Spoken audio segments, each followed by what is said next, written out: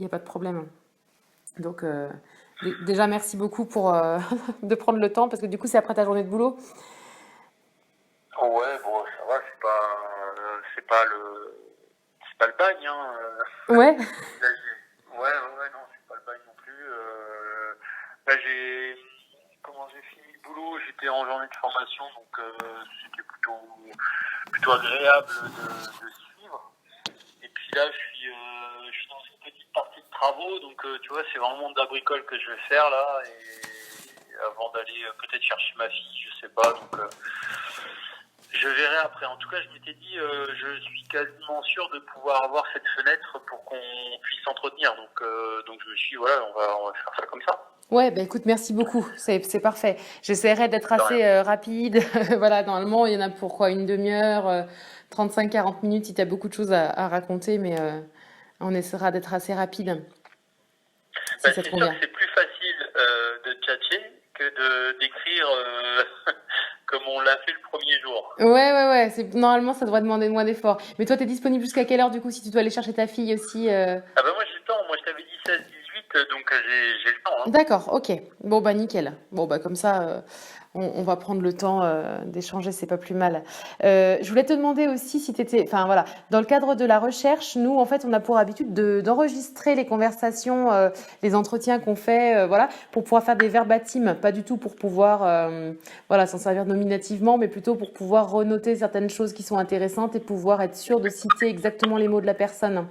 Donc, je voulais savoir si tu étais ok pour que j'enregistre notre échange.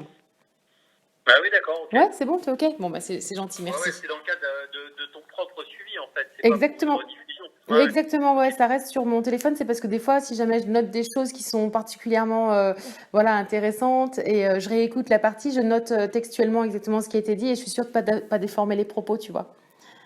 D'accord. Bon, faut pas que je dise de bêtises quand même. Non, t'inquiète pas, je pense pas. Je pense pas. Non, puis de toute Alors, façon, ouais. il y aura rien de trop compromettant, je pense, parce que je vais plutôt te demander en fait, voilà, où t'en es dans ta carrière, pourquoi tu fais la formation à ce moment-là. C'est surtout ça en fait. Hein. On en avait déjà un petit peu discuté quand on s'est vu à la formation, mais du coup, je D'accord. vais pouvoir un peu compléter tout ça. Je sais pas, peut-être déjà commencer par ce que tu fais toi exactement dans le cadre de ton poste actuel. Qu'est-ce que voilà, qu'est-ce que tu as comme responsabilité? Qu'est-ce que tu fais? Alors, parler de son travail, c'est une très bonne question. Alors, mon métier est celui de conduire des trains. Oui, Ça ne change pas. Par contre, j'ai des fonctions annexes donc d'assistant cadre. Dans le cadre de ces fonctions, je suis amené à faire différentes choses, notamment de la formation. oui. C'est-à-dire tu es Donc, formateur ça, interne, c'est ça que tu veux dire? oui. Je suis D'accord. formateur interne à la SNCF. Donc, je suis amené à faire des formations complémentaires par rapport aux conducteurs en formation initiale. D'accord. Je fais également des formations continues pour les conducteurs experts. Ouais. Et je fais aussi des formations initiales RATP parce qu'on est sur la ligne B, on est habilité à conduire sur la partie de réseau RATP. D'accord. Oui, c'est vrai. Oui. Voilà. D'accord. Voilà. Donc ça c'est pour ce qui est de la formation. Après j'ai des tâches annexes qui sont la tenue des collections de tout ce qui est référentiel. Oui. Donc c'est des référentiels internes à l'UP de Mitry, mais également propres à l'ensemble des conducteurs. Mhm. Voilà, bon, on a des textes nationaux, régionaux, etc. Donc moi il n'y a pas de différence. Ouais. Je reçois des textes et après je sélectionne en fonction des personnes qui sont concernées à qui je distribue ou pas. D'accord. Voilà. Ça, je m'occupe aussi d'une application interne ADC, Ouais. agent de conduite. D'accord. Et il y avait un dernier point. Oui, les appareils. On a des appareils, on a des outils, iPad, téléphone, etc. Et j'ai été le relais local pendant un temps, donc je faisais tout ce qui était SAV, monter des mises à jour, etc. Maintenant, c'est transféré auprès d'une de mes collègues, mais j'en assure encore le suivi. Enfin, c'est vrai que les gens viennent facilement me voir, donc accessoirement, je fais aussi un peu de soutien à ce niveau-là. Ok. Mais du coup, ça représente combien de pourcentage de ton temps de travail, la conduite à proprement parler, par rapport à toutes ces autres missions? Alors là, si je devais quantifier, ça dépend vraiment des moments parce que la charge de travail est croissante quand c'est les congés. D'accord, Parce que pour pouvoir attribuer des congés, bah, du coup, c'est généralement moi qui vais rouler. d'accord. Voilà. Bon, évidemment, si j'ai pas fait de demande et que cette demande a été acceptée, hein, et, Ouais, mais mais du coup, ouais, quand c'est les congés, je roule. d'accord. Quand il y a des périodes de fort besoin aussi, ça peut arriver, notamment des malades, des accidents du travail, des trucs comme ça. Donc bon bah du coup, on a moins de personnel, donc je remplace. D'accord. Voilà. Ça doit faire à peu près 4 journées par mois, je pense, un truc comme ça. D'accord, ok. 4 journées de conduite par mois, 4-5, Ouais, ok. Ouais, en moyenne. Hein. c'est plus ta mission principale, en quelque sorte. Alors, non. J'ai vraiment, j'ai vraiment des tâches diverses, mais ceci étant, je suis toujours reconnu en tant que tel, c'est-à-dire que je reste conducteur. D'accord, ton intitulé de poste, en quelque sorte, c'est conducteur. Mon intitulé, enfin mon métier, oui. Mon intitulé de poste, pardon, c'est assistant cab. D'accord, ok. Ok. Ouais, d'accord. Et ton métier reste, ouais, c'est compliqué. Ton métier reste conducteur, mais tu fais plein d'autres missions en plus, quoi. Voilà, c'est ça. Ouais. Et au sein de la SNCF, tu as commencé directement conducteur? Tu as eu quoi comme évolution en interne?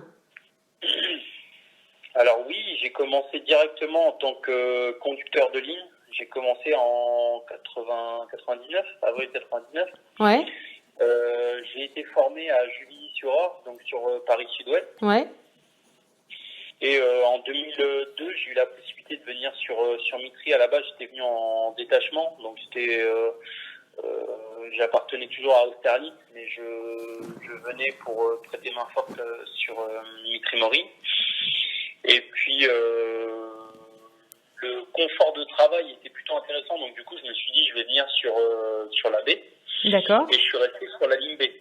Ok, Donc ça, c'est pas vraiment une évolution. À la limite, on pourrait parler d'évolution transverse, si tu veux, parce que c'est des compétences un peu différentes. d'accord.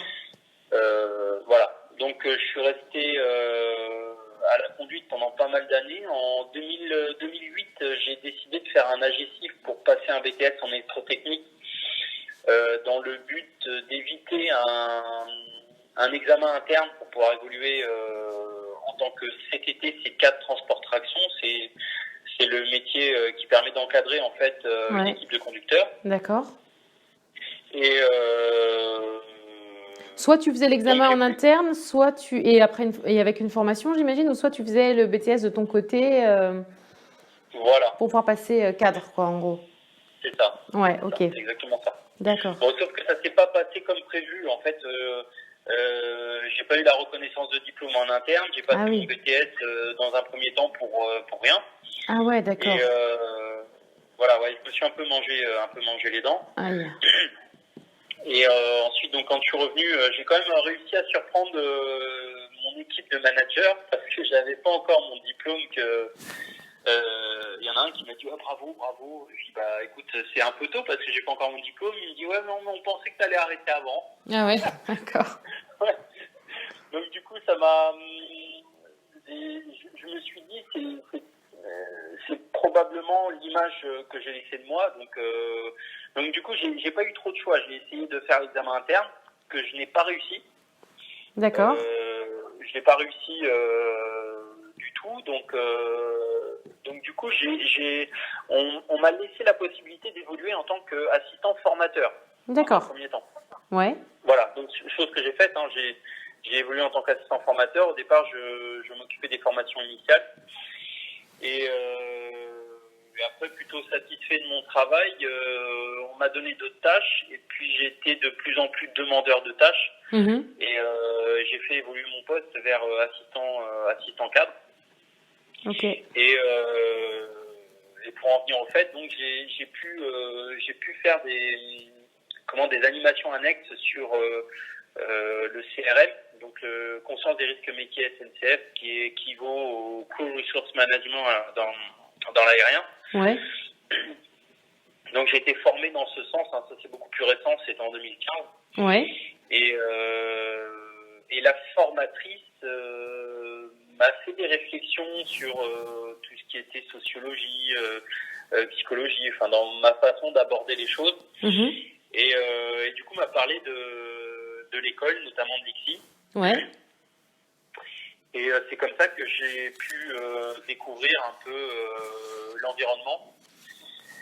D'accord. Et que j'ai fait connaissance de certaines personnes qui avaient fait l'école et voilà, qui m'ont accompagné dans ce sens-là. D'accord, parce qu'à la base, tu étais rentré à la SNCF avec quoi? Un bac? Tu avais un diplôme avant de rentrer à la SNCF ou... J'avais un bac STI électrotechnique. D'accord. Ok. Voilà. Après, en cours de carrière, j'ai passé un BTS électrotechnique. Ouais, d'accord. Et ce qui m'a conforté en fait dans le fait de faire le master, c'est que de par mon vécu professionnel, il y avait déjà des choses. C'est déjà même à la base mon envie d'évoluer professionnellement. Oui. J'étais pas totalement confort dans l'accompagnement managérial. Oui. Je trouvais qu'il y avait des façons de faire qui me plaisaient pas, qui étaient un peu jugeantes et du coup pas très à l'aise quand j'étais accompagné par mon chef,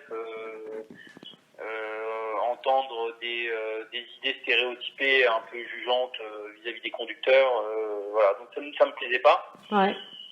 Et quand j'ai entendu parler de CRM, donc du coup je me suis un peu plus intéressé à la question et je m'y suis un peu plus retrouvé finalement dans la façon de penser, d'amener les choses, de voir les choses et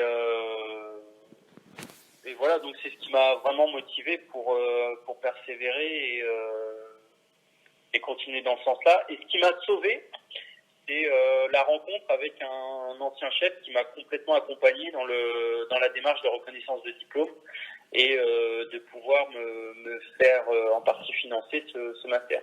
D'accord. Parce que du coup, comment ça s'est passé? C'est toi qui as dit j'aimerais bien faire ce master-là. T'as dit ça à qui? À ton chef? À la RH? Comment ça s'est passé, la décision vraiment de l'inscription au master? Ah non, alors ça a été... alors au départ, en fait, à la base, ma recherche de diplôme pour pouvoir évoluer vers cadre. Ouais. Parce qu'à la base, c'était vraiment ça, c'était rechercher un diplôme qui me permettrait d'évoluer vers cadre et notamment le métier de CTT. D'accord. Voilà, c'était à la base, c'est ça. D'accord, ouais, t'avais une stratégie très claire, quoi. Ah bah de toute façon, oui. Ouais. Pour pouvoir servir quelque part cette cause, parce que du coup, aujourd'hui, je peux le définir un peu dans ce sens-là, il me fallait accéder au collège cadre. D'accord, ouais. Donc ça, c'est une étape primordiale. Sauf que moi, je suis un technicien de formation, donc je regardais un petit peu ce qui se faisait en termes de technique. Il y avait des diplômes intéressants, mais ça restait très technique et peu ouvert sur le management. D'accord. Donc du coup, j'étais paumé, enfin, j'avais pas grand-chose. Et j'ai fait la rencontre avec mon ancien chef. Ouais. Et qui m'a dit, écoute, moi je veux bien t'accompagner. Bon, dans un premier temps, il me disait, écoute, je vais déjà voir un peu ce que tu donnes au boulot. Ouais. Je vais pas y aller les yeux fermés. Et puis après, je t'accompagnerai. Par contre, il faut que tu trouves un diplôme que tu as envie de passer et qui est cohérent avec ton évolution professionnelle. Donc, à ce moment-là, il n'y avait pas grand-chose. Et lui a entendu parler de CRM. Ouais. Et il m'en a parlé. il m'en a parlé parce que je lui avais un peu exprimé ma façon de voir les choses, mais timidement, hein, puisque